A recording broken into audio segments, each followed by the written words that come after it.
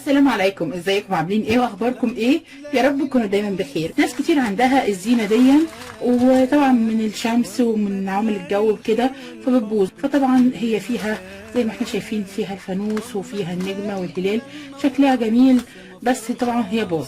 زي ما احنا متعودين انا ما برميش اي حاجه عندي، هعملها زينه بشكل تاني، بس طبعا هي تبقى من غير نور، بس هتبقى زينه رمضان. اول خطوه عندي ان انا هبدا انضفها. انا كانت هي مفكوكه اساسا، وهي محطوطه كانت بتتفك من بعض، فانا كنت ملزقاها بسلوتيب وبشمع وكده. هبدا بقى انضفها واشيل منها اي سلك، ممكن ما نفكهاش، ممكن نقص السلك من بره وخلاص كده بالقصافه، ونقصها انضفها واغسلها واظبطها، ونرجع نشوف هنعمل فيها ايه الخطوه اللي بعد كده. انا هنا كده فكيتهم كلهم. اللي هعمله ان انا هبدا هعمل لها نظام مناديل. هجيب مناديل مطبخ، وانا مش هعملها بحالها، علشان طبعا الحاجه اللي عندي فيها لفات وصغيره، فانا هقسمها على 3. جبت المنديل قسمته 3 بالشكل ده كده، وهجيب غيره ابيض مخفف، وهبدا هغلف عندي الحاجه اللي عندي كلها بالمناديل. حاول وانا بعمل كده اطلع اي هوا فيها. طبعا هكملها بقى كلها واكملهم كلهم، هعملهم بنفس الطريقه واسيبهم ينشفوا، وبعد كده نيجي نشوف الخطوه اللي بعد كده هنعمل فيها ايه. كده هنا عندي الحاجه بقت بالشكل ده، وانا مستاهله ما نشفت خالص. الخطوه اللي عندي دلوقتي ان انا هدهنها. عندي كذا طريقه، ممكن ادي سبراي اي لون حباه ونرشهم سبراي، هيبقى سهل. ده اللي عايز يسهل على نفسه، ده بالنسبه للسبراي. فهجيب عندي دهان بلاستيك او اي دهان عندنا، لو عندك لاكيه ينفع، عندك الوان مائيه ماشي، عندنا الوان زيت ممكن، اي الالوان، اي دهان احنا حابينه. هبدا اجيب البلاستيك اللي عندي وهبدا ادهنهم كلهم بالبلاستيك الابيض. هعمل الحاجه اللي عندي على حسب الديكورات، هدهنهم بقى كلهم كده. عندي الحاجه بعد ما الحاجه نشفت، انا عندي هو ده فدي، اسمه فدي لؤلؤي. فدي لؤلؤي ده بيبقى يدوبك لمعه خفيفه خالص، مش فدي صريح. بصوا هنا فرق اداني، بيدي لمعه بنفس اللون. فانا هبدا هدهن الحاجه اللي عندي بالفدي اللؤلؤي ده، اعمل زي تعتيق خفيف كده، برده مش هدهن دهان جامد يعني، كده بالفرشه عشان يديني لمعه في الحاجه اللي عندي كلها، بيدي منظر حلو قوي. ممكن هو ما يكونش باين قوي في التصوير، بس هو في الحقيقه مدي لمعه جميله جدا. هكملهم كلهم ونرجع نشوف الخطوه اللي بعد كده هنعمل فيها ايه. دلوقتي الخطوه اللي عندي كده بعد ما الحاجه نشفت زي ما احنا شايفين، الخطوه اللي عندي ان انا هبدا احط لها خيط. طبعا بنحط الخيط اللي احنا حابينه، انا هعملها بخيط خيش، علشان انا حابه ادخل الخيش مع الابيض بيبقى شكله حلو. هنركب الاول دلوقتي الخيط. هجيب عندي الخيط وهبدا هعمل ايه، هاجي هنا هعقده عقده كده، هعمل جزء معقود. طبعا الحاجه دي كانت متعلقه من هنا عشان كان فيها اللمض، فانا هشوف المكان اللي كانت متعلق منه وهبدا افتحه، وهبدا احط الحاجه اللي عندي، هديها هلفها ربطه كمان. اللي انا هعمله هجيب الشمع وهحط جوه هنا شمع، وهحط العقده اللي عندي، ولو حسيت واحط عليها شمع تاني علشان تثبت وتجمد بالشكل ده كده اهي، وهسيبها تنشف. هعملهم بقى كلهم بنفس الطريقه. نرجع نشوف الخطوه اللي بعد كده هتبقى عندي ايه. انا بعد ما ركبت الخيش اللي عندي كله، هاجي هنا هون هعمل فيونكات صغيره من خيط الخيش، وهبدا احطها هنا كده عشان تديني منظر حلو بس، وايه وتداري الجزء اللي هو اللي لزقنا فيه ده. فهحط هنا كده شمع، وهبدا الزق الفيونكات هنا. فهجيب عندي اي كرتونه، ويفضل يبقى كرتونه نتيجه، بتبقى تخينه محمله.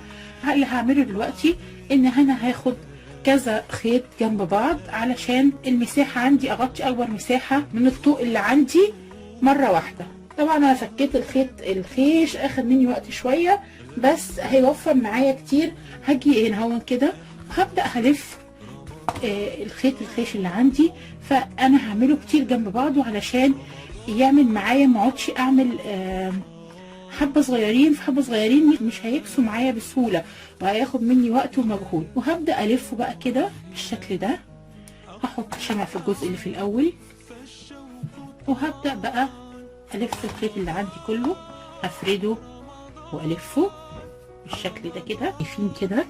اللي هعمله دلوقتي ان انا عايزه بقى اعلق عليه الحاجه دي. طبعا هعلقها ازاي؟ لازم اعمل حاجه اعلق الطوق نفسه فيها، يعني انا اعملها زي المكرميه. فهعمل ايه؟ هجيب حلقه، عندي حلقه ستاره هعمل بيها، هجيب الخيط اللي انا عملته وهجيب الحلقه وهتنيها بالنص كده، وهاجي هنا هحطها على الحلقه، هحط كده اعديها كده هو بحيث انها تمسك معايا بالشكل ده. تمام. هحط كمان 4 واجي وارجع لكم ونشوف هنعمل الخطوه اللي بعد كده ايه. أرضه بلاده بتجري جوا دمه، من قلبه روحه مصري، والنيل جوا بيسري بكار.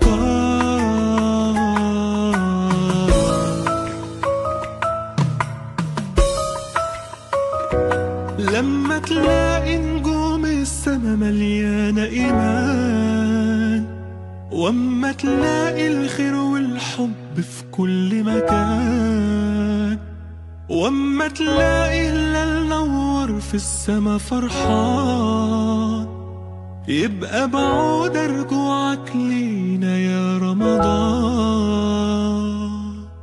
كده عملت عندي ال3 ربطة. اللي هعمله دلوقتي هجيب الطوق وهجيب الجزء اللي انا عملته دون. هبدأ بقى هعمل ايه؟ هجيب الخيط اللي عندي، هجيب 2 من جوه الحلقة و2 من بره بالشكل ده كده. اخلي بالي من الاتجاهات، انا عامله لزق الشمع والحاجات دي من عشان تبقى فوق ما تبانش. هاجي هنا هو وهحط الخيط اللي عندي بالشكل ده. طبعا هو لو طوق هيبقى اسهل، يعني لو عملنا الحاجه دي بطوق اسهل كتير.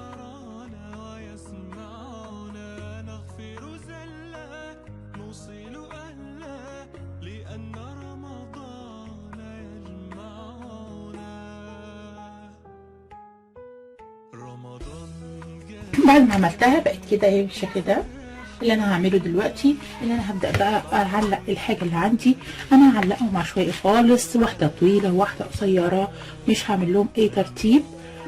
هربط من فوق بالشكل ده كده. الحاجه دي قصها عشوائي خالص، مش قصه بطول معين، كل واحده كانت طول غير التاني. هحاول اوزعهم عليها كلها. دلوقتي انا ركبت الحاجه اللي عندي كلها، بقت عندي بالشكل ده. انا هعمل حاجه بسيطه في الاخيره بس كده. هجيب عندي اي دانتيل، جبير، اي حاجه موجوده عندي، احط بس على الحرف هنا كده عشان يديني منظر كويس. هاجي كده واحط لزق شمع، وابدا احط الجبير اللي معايا ده هنا كده.